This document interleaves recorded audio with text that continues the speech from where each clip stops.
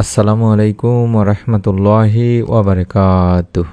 আমি আশা করি আল্লাহ তাআলার অশেষ রহমতে আপনারা ভালো আছেন, সুস্থ আছেন। আলহামদুলিল্লাহ। আজ পবিত্র জুমার দিন। দিনী ভাই বোনেরা, আজকের এই দিনে সকালে, বিকেলে কিংবা রাতে আপনার এই ছোট্ট দোয়াটি বা ইস্তেগফারের দোয়াটি মাত্র 21 বার পড়ে আল্লাহ রাব্বুল আলামিনের কাছে গায়েবী রিজিক চাইলে আল্লাহ তাআলা আপনার দোয়া ফিরাবেন না ইনশাআল্লাহ, এবং আপনার পরিবারের সারা জীবনে আর কোনো অভাব অনটন আসবে না। আমি মনের মধ্যে শতভাগ বিশ্বাস নিয়ে আপনাদেরকে আমলটি করতে বলবো।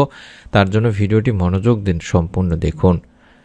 সপ্তাহের মধ্যে শ্রেষ্ঠ দিন হলো জুমাবার বা শুক্রবার। এটি মুসলমানদের কাছে একটি কাঙ্ক্ষিত দিন। এই দিনটিকে সাপ্তাহিক ঈদ বলা হয়েছে হাদিসে।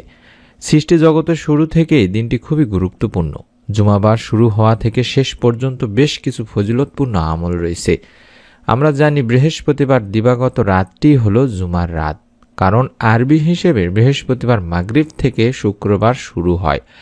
এই রাতটি দোয়া কবুলের একটি উপযুক্ত রাত, এবং এই দিনেও দোয়া কবুল করেন আল্লাহ রাব্বুল আলামিন। আব্দুল্লাহ ইবনে ওমর রাদিয়াল্লাহু তাআলা আনহু বলেন, 5টি রাত এমন রয়েছে যেই রাতের দোয়া আল্লাহ তাআলা ফিরিয়েই দেন না, অর্থাৎ কবুলই করেন। এটি মুসান্নাফে আব্দুর রাজ্জাকের 7927 নম্বর একটি হাদিসে বলা হয়েছে। আর জুমার রাতের দোয়া আল্লাহ তাআলা কখনোই ফিরান না। হযরত ইবনে আব্বাস রাদিয়াল্লাহু তাআলা আনহু থেকেও একটি দীর্ঘ হাদিসে আল্লাহ রাসূল সাল্লাল্লাহু আলাইহি সাল্লাম বলেছেন, হে আলী, শুক্রবার রাতের শেষ তৃতীয়াংশে সাহস করে উঠে পড়ো, কারণ এটি একটি গুরুত্বপূর্ণ সময় এবং এতে দোয়া কবুল হয়। হযরত আনাস রাদিয়াল্লাহু তাআলা আনহু থেকে বর্ণিত, আল্লাহ রাসূল সাল্লাল্লাহু আলাইহি সাল্লাম বলেছেন, জুমার দিনে ও রাতে আমার উপর বেশি বেশি দরুদ পাঠ করো। যে ব্যক্তি আমার উপর একবার দরুদ পাঠ করে, আল্লাহ তার উপর 10 বার রহমত বর্ষণ করবেন। সুবহানাল্লাহ। শুধু তাই নয়, আনাস ইবনে মালিক রাদিয়াল্লাহু তাআলা আনহু থেকে আরও বর্ণিত, তিনি বলেন, আল্লাহ রাসূল সাল্লাল্লাহু আলাইহি সাল্লাম বলেছেন, যে ব্যক্তি জুমার দিন ও রাতে আমার উপর দরুদ পাঠ করবে, একবার অন্তত দরুদ পাঠ করবে, আল্লাহ তার 100টি প্রয়োজন পূরণ করে দেবেন। এর মধ্যে 70টি আখিরাতে এবং 30টি পৃথিবীতে। এটি বাইহাকির একটি হাদিস। তাছাড়াও আমরা দরুদের অনেক ফজিলত সম্পর্কে জানি, কারণ আমাদের ভিডিওগুলোতে ম্যাক্সিমাম ভিডিওতে দরুদের আমলের ফজিলত নিয়ে আলোচনা করা হয় থাকে। প্রত্যেকটি ভিডিওতে আমি দরুদ আমল করতে বলি এই জন্যে যে দরুদবিহীন দোয়া আল্লাহ তাআলার কাছে পৌঁছাবেই না। আপনি যত দোয়াই করুন না কেন, আপনার দোয়াতে যদি দরুদ না থাকে, অর্থাৎ দরুদ পাঠপূর্বক যদি দোয়া না করেন, তাহলে সেই দোয়া আল্লাহ রাব্বুল আলামিন কবুল করবেন না। এটি তাবারানী শরীফের একটি হাদিসে হযরত আনাস রাদিয়াল্লাহু তাআলা আনহু বর্ণনা করেছেন, যেখানে আল্লাহ রাসূল সাল্লাল্লাহু আলাইহি সাল্লাম বলেছেন, যতক্ষণ রাসূলুল্লাহ সাল্লাল্লাহু আলাইহি সাল্লামের উপর দরুদ পড়া হবে না, ততক্ষণ তা বাধাগ্রস্ত অবস্থায় থাকবে, অর্থাৎ এই দোয়া আল্লাহ তাআলার কাছে পৌঁছাবে না এবং এই দোয়া কবুলও করা হবে না। তাবারানী শরীফের একটি হাদিস। তাই অনুরোধ করছি, মনের মধ্যে শতভাগ বিশ্বাস নিয়ে দরুদ পাঠপূর্বক যদি ইস্তেগফারটি 21 বার পাঠ করেন জুমার দিনে কিংবা রাতে, আল্লাহ রাব্বুল আলামিন ইনশাআল্লাহ আপনার দোয়াও ফিরাবেন না। প্রথমে আপনারা আল্লাহুম্মা সাল্লি ওয়া সাল্লিম আলা নাবিয়িনা মুহাম্মদ, এই ছোট্ট দরুদটি আগে 21 বার পড়ে নেবেন অথবা 11 বার পড়ে নেবেন। আল্লাহুম্মা সাল্লি আলা মুহাম্মাদ ওয়া আলা আলি মুহাম্মাদ, এটিও পড়তে পারেন, অথবা সাল্লাল্লাহু আলাইহি ওয়াসাল্লাম, এটিও পড়তে পারেন। এগুলো ছোট দরুদ হিসেবে পরিচিত। অথবা দরুদে ইব্রাহিম, যেটি আমরা নামাজের বৈঠকে পড়ি, সেটিও পড়তে পারেন, কোনো সমস্যা নেই ইনশাআল্লাহ। তারপরে আমরা ইস্তেগফারের আমলটি করব। রিজিকের একমাত্র একছত্র মালিকই হলেন মহান রব্বুল আলামিন আল্লাহ তাআলা। সুতরাং মহান আল্লাহ তাআলার কাছ থেকে আমাদের রিজিকের প্রাচুর্যতা চেয়ে নিতে হবে।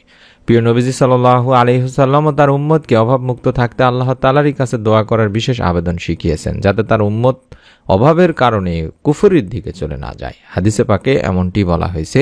এই দোয়াটি আমি আপনাদেরকে শিখিয়ে দিচ্ছি ইনশাআল্লাহ। তবে নিয়মটি হচ্ছে, আগে আপনাকে দরুদ পড়ে নিতে হবে, তারপরে ইস্তেগফার অন্তত 21 বার করে নিতে হবে। যে কোনো ইস্তেগফার আপনি করতে পারেন, চাইলে আস্তাগফিরুল্লাহ আস্তাগফিরুল্লাহ আস্তাগফিরুল্লাহ এইভাবে অন্তত 21 বার ইস্তেগফার করে নেবেন। কারণ ইস্তেগফার পাঠে বান্দার অভাব মোচন হয়। যে ইস্তেগফার পাঠ করে তার অভাব থাকতেই পারে না, পাপাচার ক্ষমাও করা হয়, সন্তান সন্ততির অভাবও দূর হয়ে যায়, যেমন তেমনি রিজিকে আসে পরিপূর্ণ বরকত। সুবহানাল্লাহ। অভাবমুক্ত থাকতে পবিত্র কোরআনুল কারিমে তাই বেশি বেশি ইস্তেগফার পাঠের নির্দেশ দিয়েছেন স্বয়ং আল্লাহ তাআলা, যার ফলে মহান আল্লাহ মানুষকে উত্তম রিজিক সহ অসংখ্য নিয়ামতে ধন্য করবেন বলে জানিয়েছেন। আল্লাহ রাব্বুল আলামিন বলেন, অতঃপর বলেছি, তোমরা তোমাদের পালনকর্তার কাছে ক্ষমা প্রার্থনা করো, অর্থাৎ ইস্তেগফার করো। তিনি অত্যন্ত ক্ষমাশীল, তিনি তোমাদের উপর অজস্র বৃষ্টিধারা ছেড়ে দেবেন, তোমাদের ধন সম্পদ সন্তান সন্ততি বাড়িয়ে দেবেন, তোমাদের জন্য উদ্যান স্থাপন করবেন এবং তোমাদের জন্য নদী নালা প্রবাহিত করবেন। তাই অনুরোধ করছি অন্তত দরুদ ও ইস্তেগফার পাঠপূর্বক এই দোয়াটি 21 বার পাঠ করবেন। আস্তাগফিরুল্লাহ আস্তাগফিরুল্লাহ আস্তাগফিরুল্লাহ এভাবে 21 বার পাঠ করার পরে অন্তত 3 বার পাঠ করবেন এই ছোট্ট দোয়াটি। আল্লাহুম্মা ইন্নী আউযু বিকা মিনাল কুফরি ওয়াল ফাকরি, আল্লাহুম্মা ইন্নী আউযু বিকা মিন আযাবিল কাবরি, লা ইলাহা ইল্লা আনতা। আল্লাহুম্মা ইন্নী আউযু বিকা মিনাল কুফরি ওয়াল ফাকরি, আল্লাহুম্মা ইন্নী আউযু বিকা মিন আযাবিল কাবরি, লা ইলাহা ইল্লা আনতা। আল্লাহুম্মা ইন্নী আউযু বিকা মিনাল কুফরি ওয়াল ফাকরি, আল্লাহুম্মা ইন্নী আউযু বিকা মিন আযাবিল কাবরি, লা ইলাহা ইল্লা আনতা। এভাবে অন্তত 3 বার পাঠ করবেন। হে আল্লাহ, আপনার নিকট কুফরি ও দরিদ্রতা হতে আশ্রয় চাচ্ছি। হে আল্লাহ, আমি কবরের আযাব থেকে আপনার কাছে আশ্রয় চাচ্ছি।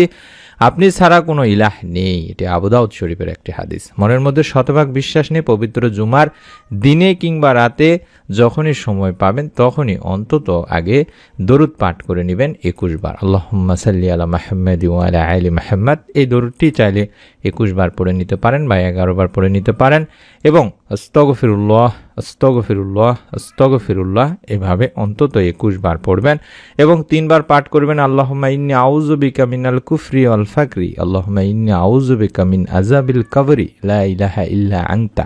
এভাবে 3 বার পাঠ করে আল্লাহ তাআলার কাছে 2 হাত তুলে দোয়া করবেন।